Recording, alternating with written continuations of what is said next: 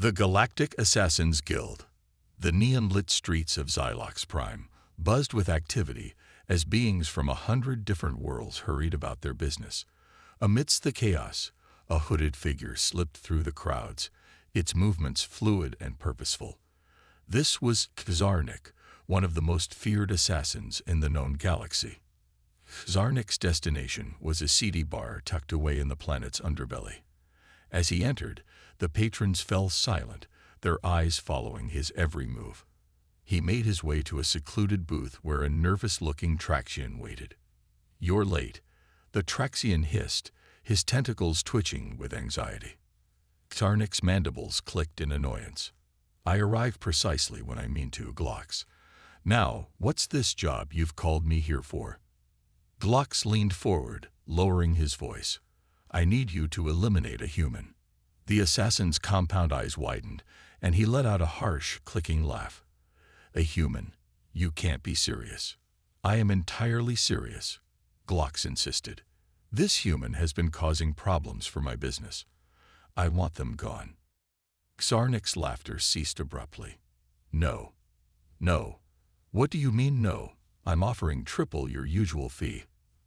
The assassin's chitinous exoskeleton seemed to darken as he leaned closer to Glox. "Listen carefully, you simpleton. The Galactic Assassins Guild has one absolute rule.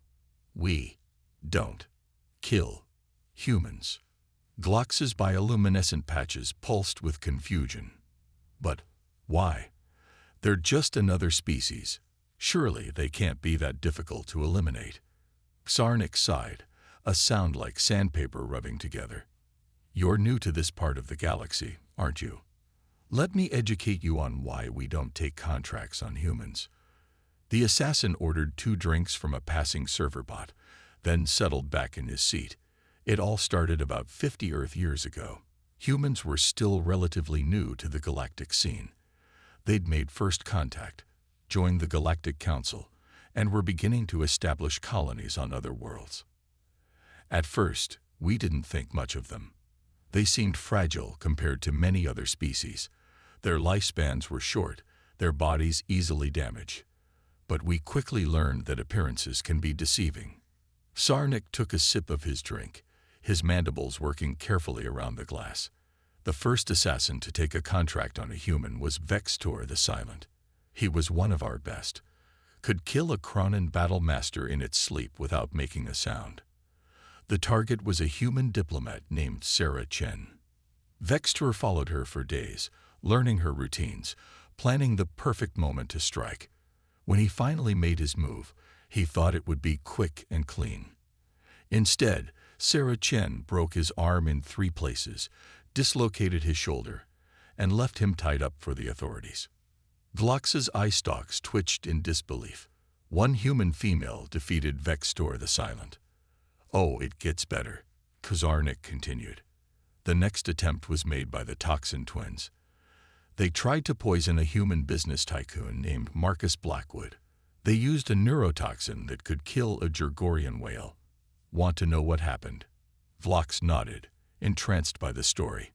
Blackwood complained of mild indigestion, took some antacids, and went about his day. The Toxin twins were so shocked they revealed themselves, trying to understand how he survived. Blackwood's security team captured them within minutes. The Traxian's tentacles curled in confusion. But how? Zarnik leaned back, his compound eyes reflecting the dim light of the bar. "That's the thing about humans. They're not the strongest, or the fastest, or even the smartest, but they're the most adaptable species we've ever encountered. Their bodies can process toxins that would kill most other species. They can survive in environments that would be lethal to others. And their minds are something else entirely." After those initial failures, the Guild decided to study humans more closely. We learned that their homeworld, Earth, is what most species would consider a death world. Extreme temperature variations, dangerous wildlife, natural disasters. Humans evolved to survive all of it. But it's not just their physical resilience that makes them dangerous.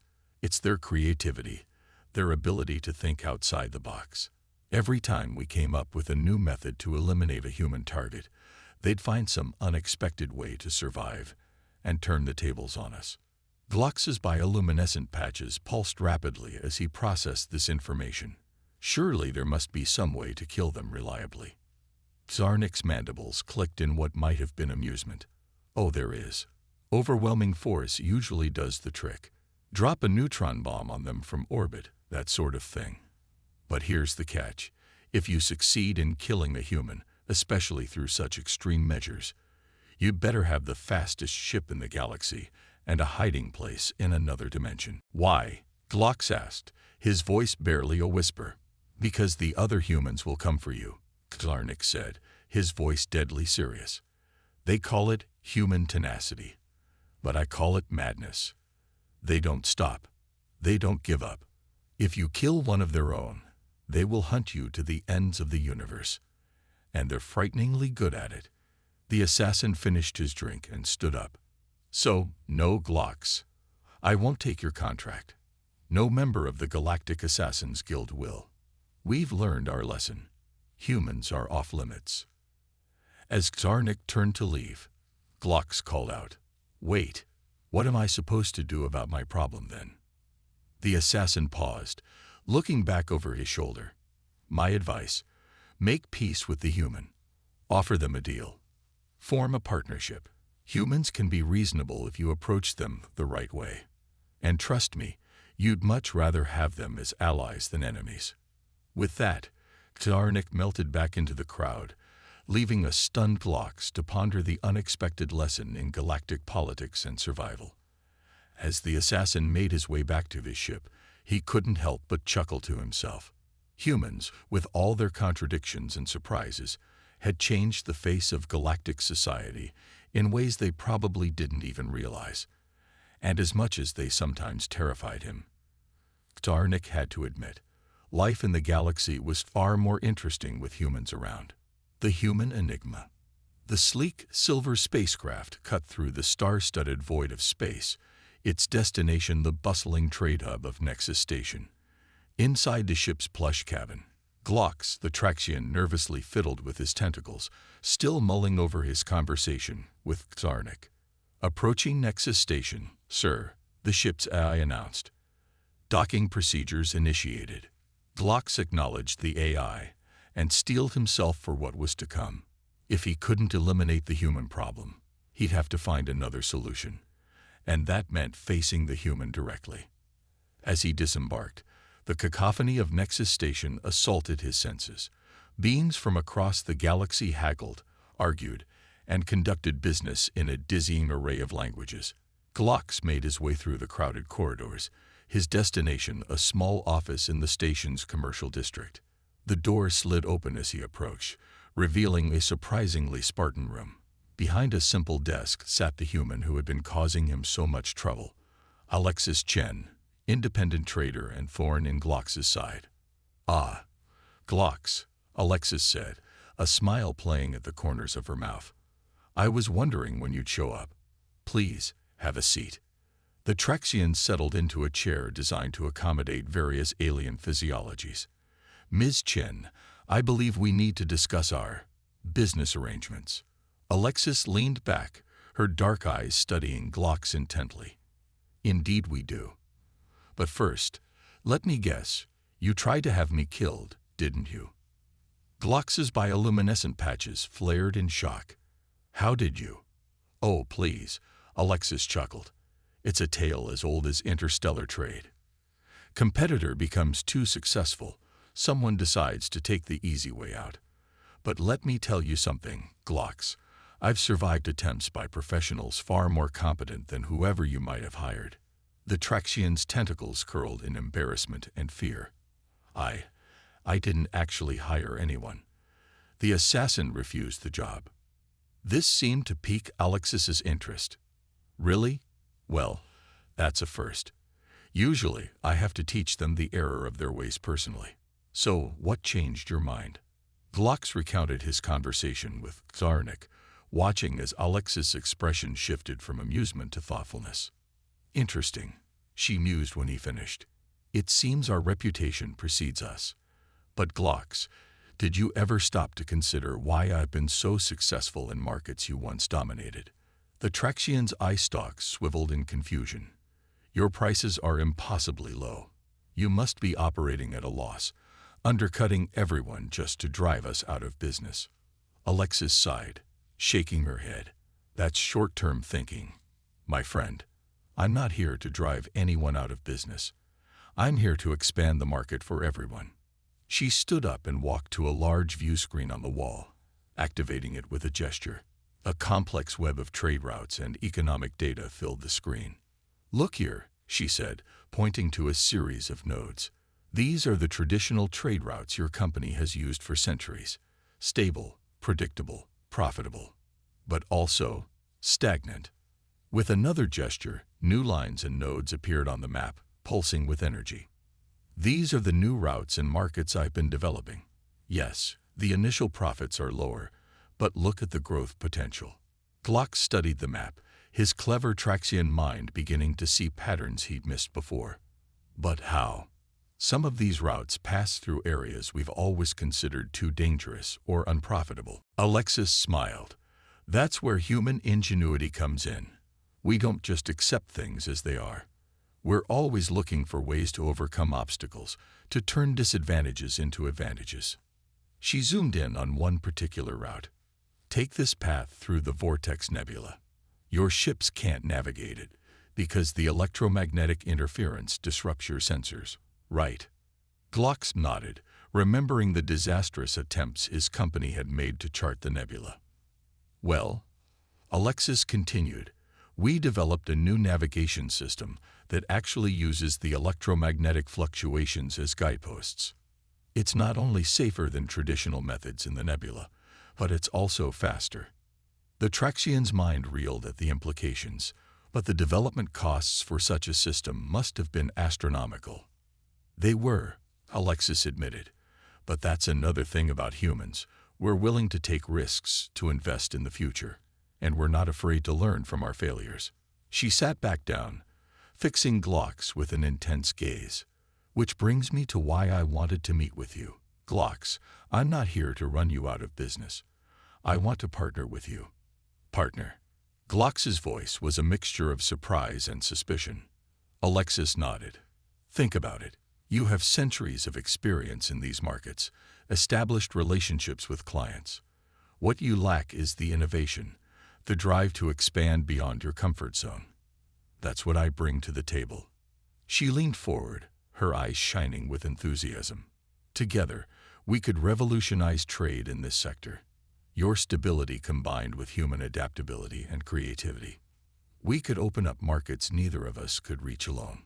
Glocks's mind raced, seeing the possibilities unfold before him. It was terrifying and exhilarating all at once. But why offer this now? Why not just crush us and take over? Alex's expression softened, because that's not how humans operate. At least, not the best of us. We believe in cooperation, in lifting each other up. Yes, we compete, but we also understand that true progress comes from working together, from combining diverse strengths and perspectives. She extended her hand across the desk. So, what do you say, Glocks? Partners. The Traxian looked at the offered hand, then back at Alexis's face. He saw determination there, but also sincerity and a spark of something he was beginning to recognize as uniquely human hope. Slowly, he extended a tentacle, wrapping it gently around Alexis' hand. Partners, he agreed. As they shook on their new agreement, Glocks couldn't help but marvel at the strange turns his life had taken. He had come here expecting to find a way to eliminate a rival. Instead, he was embarking on a partnership that could change the face of galactic trade. And as Alexis began excitedly outlining her plans for their joint venture, Glocks finally understood what Karnik had meant. Humans weren't just dangerous because they were hard to kill. They were dangerous and wonderful because they could take the most unexpected situations and turn them into opportunities. The galaxy, Glocks realized, was in for some interesting times with humans taking a more active role. And for the first time in a long while, He found himself looking forward to the future with genuine excitement. Rebellion and resistance. The Galactic Council chambers buzzed with tension. Representatives from 100 different species filled the vast, domed room, their voices a cacophony of clicks, whistles, and rumbles. At the center of it all stood Alexis Chen, her face set in grim determination. Order. Order. The council elder, a wizened Arcturian, banged his gavel. The noise gradually subsided, all eyes turning to the lone human in the room. "Thank you, Elder," Alexis said, her voice carrying clearly through the chamber. "Esteemed members of the council, I come before you today with grave news. The Joix Imperium has launched an unprovoked attack on the human colony of New Eden." Murmurs rippled through the assembly. The Joix were a relatively new power in the galaxy, aggressive and expansionist. Their representative, a towering insectoid creature, chittered angrily. "Lies. The humans encroached on our territory. We merely defended what is rightfully ours." Alexis's eyes narrowed. "I have here," she said, activating a holographic display, "irrefutable evidence of Joix warships entering New Eden space well before any supposed encroachment. This was a premeditated attack, aimed at testing humanity's resolve and the Council's response." As the evidence played out before them, many of the representatives shifted uncomfortably in their seats. The Joix delegate's mandibles clicked furiously, but he remained silent. The Joix believed that because New Eden is one of our newer, more isolated colonies, it would be an easy target, Alexis continued. "They thought we would be slow to respond, that the colony would fall quickly. They were wrong." She brought up new images showing the aftermath of the battle. The council gasped collectively at the sight of destroyed Joix ships littering the space around New Eden. "How?" The Arcturian elder leaned forward, his bioluminescent eyes wide with surprise. New Eden was supposed to be a peaceful agricultural colony. How did they repel such an attack? A small smile played at the corners of Alex's mouth. "That, Elder, is a story best told by someone who was there. With the Council's permission, I'd like to introduce Captain Sarah Chen of the New Eden Defense Force." A murmur of recognition went through the chamber. Many remembered the name from the stories of the first human to defeat a galactic assassin. Now much older, Sarah Chen's hologram appeared next to Alexis, her weathered face bearing the marks of a life lived on the frontier. "Greetings, Council," Sarah said, her voice strong despite her years. "What my granddaughter Alexis hasn't told you is that New Eden was more than just a farming colony. It was an experiment in human resilience and adaptability." She brought up her own set of holograms, showing the colony's defenses. "When we established New Eden, we knew we were pushing into contested space, so we came prepared. Every colonist was also a trained militia member. Our farms doubled as fortifications. Our tractors could be quickly converted into mobile artillery platforms." The council watched in amazement as the holograms demonstrated the colony's rapid transformation from a peaceful settlement to a formidable fortress. "But our real advantage," Sarah continued, "was our unpredictability. The Joix expected an easy victory over simple farmers. Instead, they faced a united, determined population using tactics they'd never encountered before." She showed footage of the battle, colonists using their intimate knowledge of the terrain to ambush much larger Joix forces.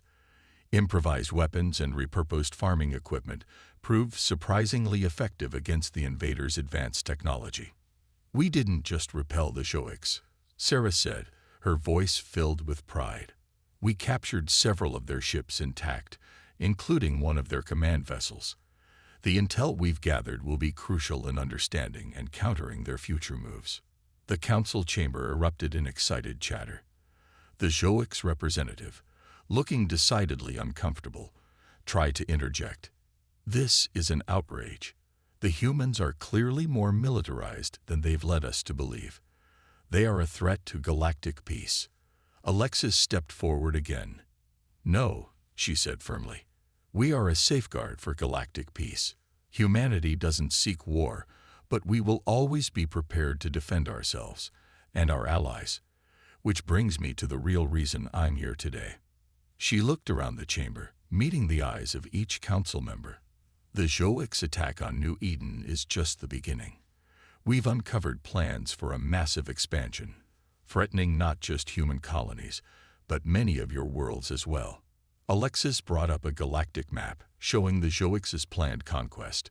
Gasps and cries of alarm filled the chamber as various representatives saw their homeworlds marked as targets. "We stand at a crossroads," Alexis declared. "We can either watch as the Joix slowly pick us off one by one, or we can stand united against their aggression. Humanity is ready to lead this fight, but we can't do it alone. We need a coalition, a united front against those who would threaten our collective peace and freedom."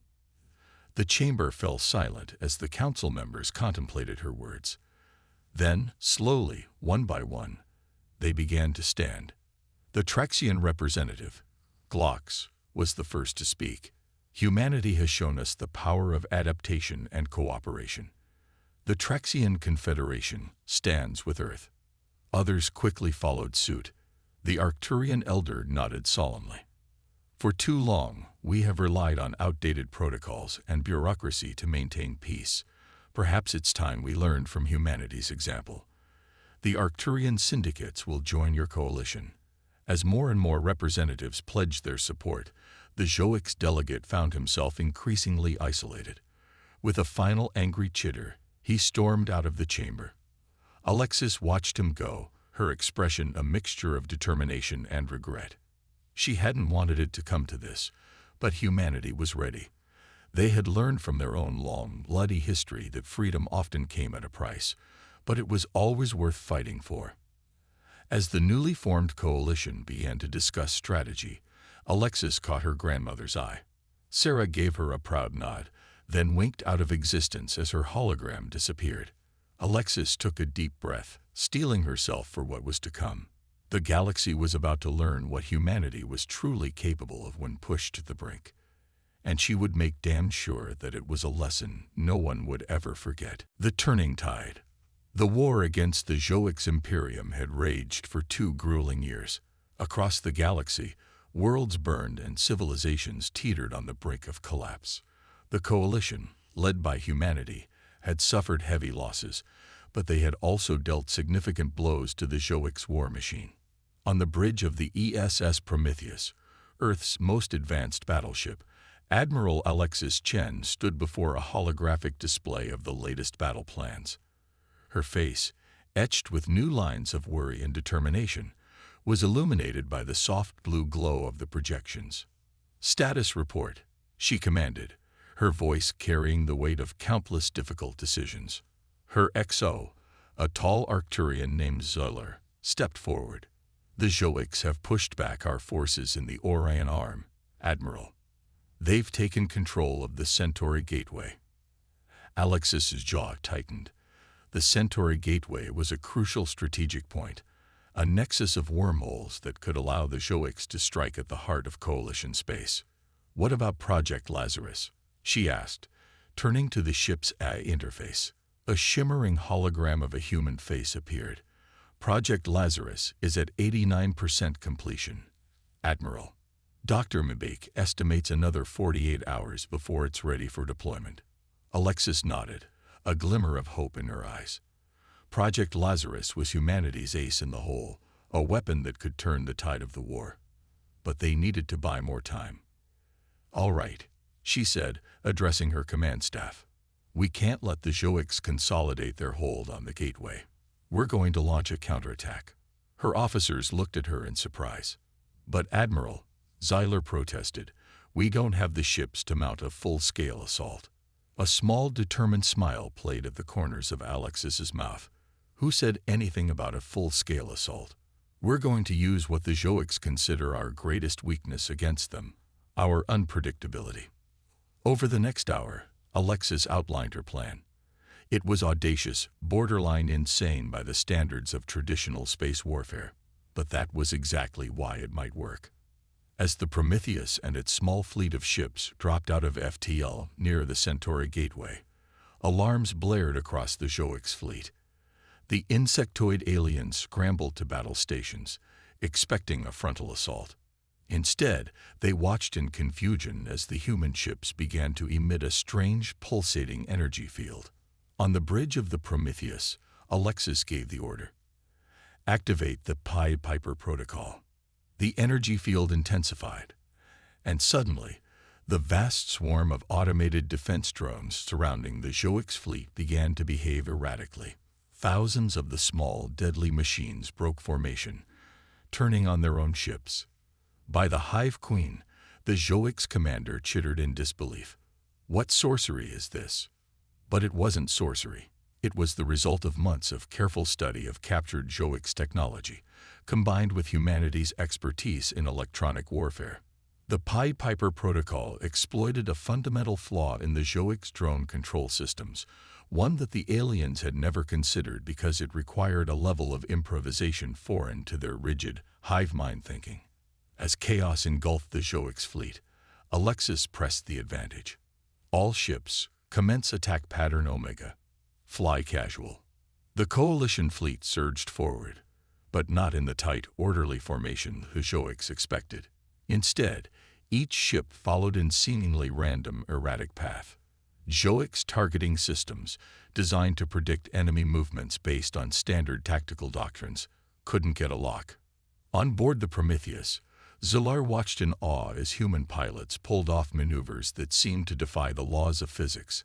"How are they doing that?" he asked, his bioluminescent eyes wide with wonder. Alexis allowed herself a proud smile. "We've been holding back, Zilar. Those aren't normal pilots. They're a new breed we've been training in secret, humans with neural links to their ships. They don't fly their vessels, they become their vessels." The battle raged for hours, a chaotic dance of light and destruction. Slowly but surely, the Coalition forces pushed back the Joix, reclaiming the Centauri Gateway. As the last Joix dreadnought fell, a cheer went up across the Coalition fleet. But Alexis knew this was just the beginning. "Admiral," the ship's AI interrupted, "we're receiving a priority transmission from Earth. It's Dr. Mbik." Alexis's heart raced. "Put her through." The holographic face of Dr. Adana Mbik, Earth's foremost xenobiologist, appeared before her. The scientist's eyes shone with excitement. "We did it, Alexis," she said, her voice trembling with emotion. "Project Lazarus is ready." Alexis let out a breath she didn't realize she'd been holding. "You're sure it will work?" Dr. Mbik nodded confidently. "We've run every possible simulation. The Lazarus virus will infect the Joix hive mind, but it won't harm them. Instead, it will awaken them." The implications of this were staggering. The Lazarus virus, named after the biblical figure raised from the dead, was designed to break the Joix free from their hive mind conditioning. It would grant them individual consciousness, the ability to think and feel as individuals rather than as mere extensions of their queen. "And you're certain this won't just drive them insane?" Alexis asked, voicing her deepest fear about the project. "There will be confusion, certainly," Dr. Mbik admitted, "but we've built in safeguards.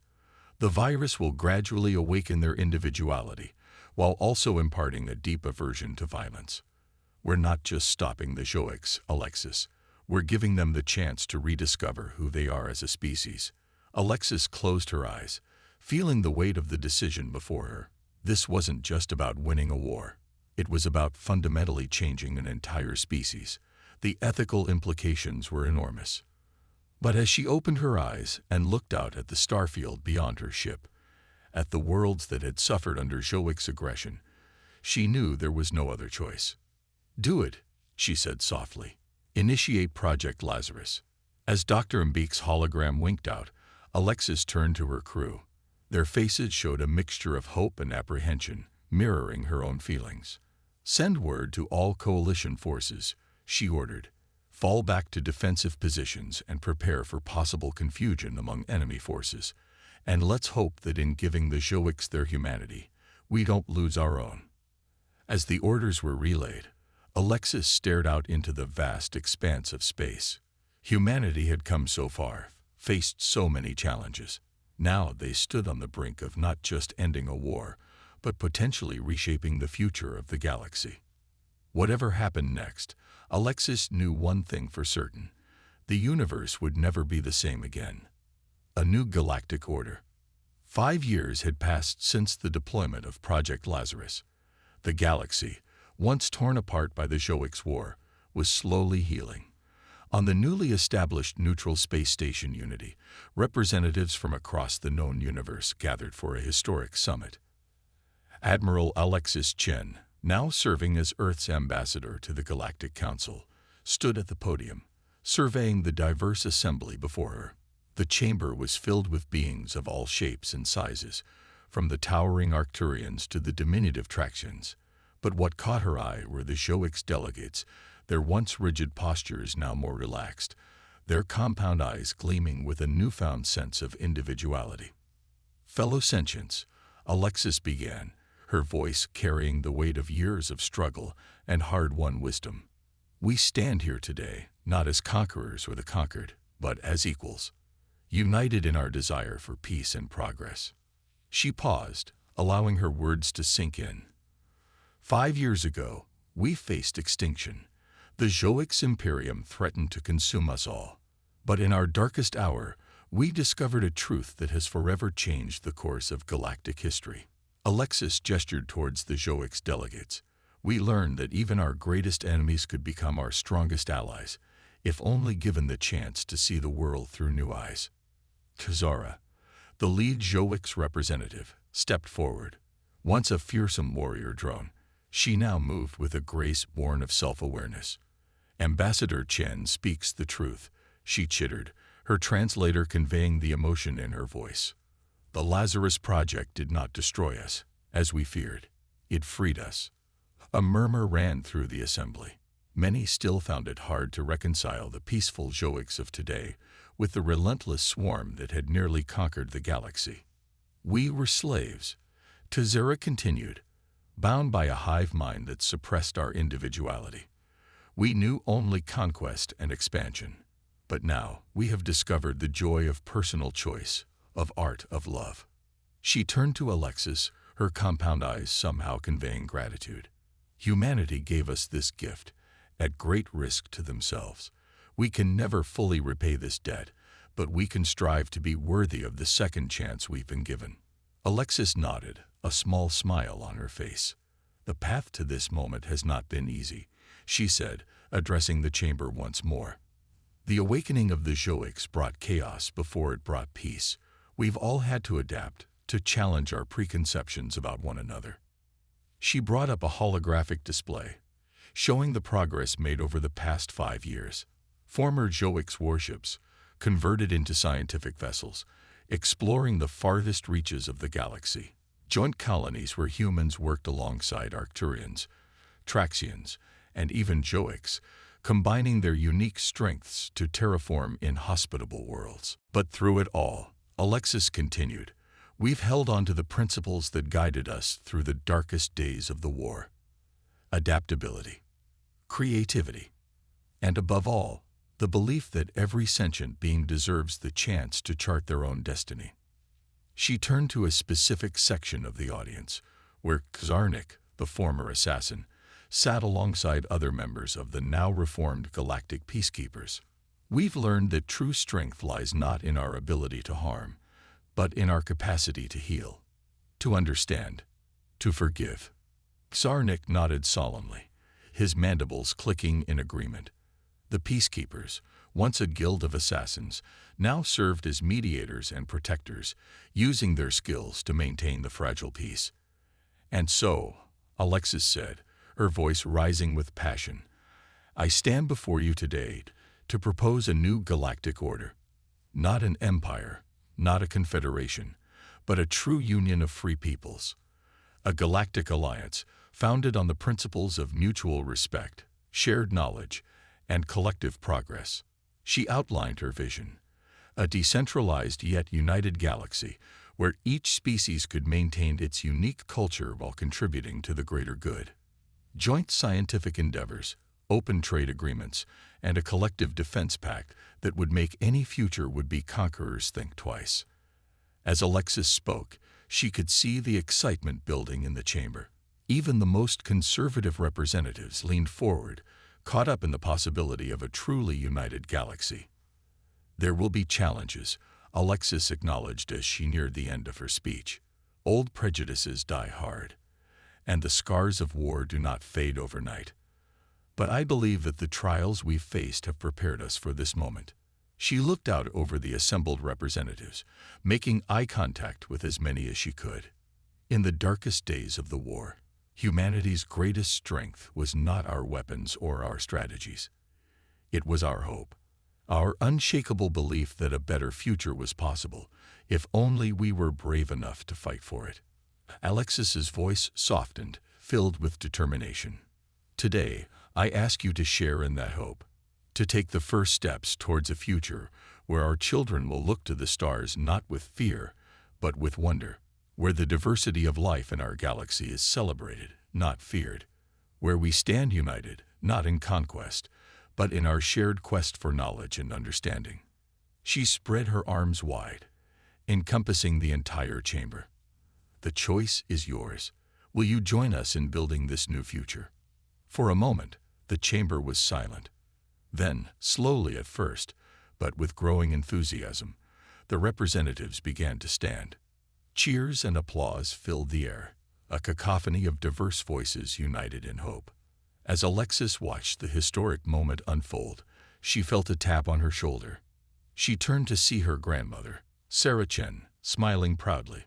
Though Sarah had retired years ago, she had insisted on being present for this moment. "Not bad, kid," Sarah said, her eyes twinkling. "When I punched that assassin all those years ago, I never imagined it would lead to this."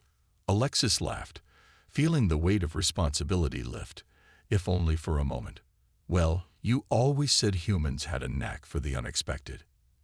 As they looked out over the celebrating assembly, Alexis couldn't help but feel a sense of awe. Humanity had faced extinction, adapted, and emerged stronger.